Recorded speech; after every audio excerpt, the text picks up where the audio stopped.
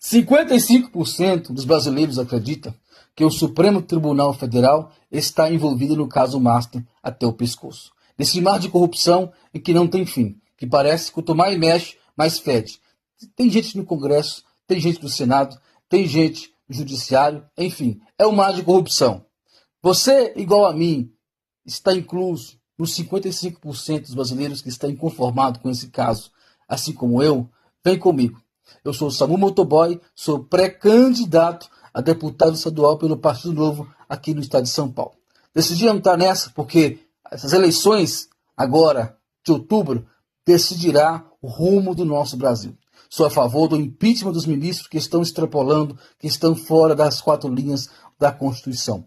Sou a favor da renovação do Congresso, sou a favor das mudanças que for preciso para que o nosso país seja o país melhor para viver.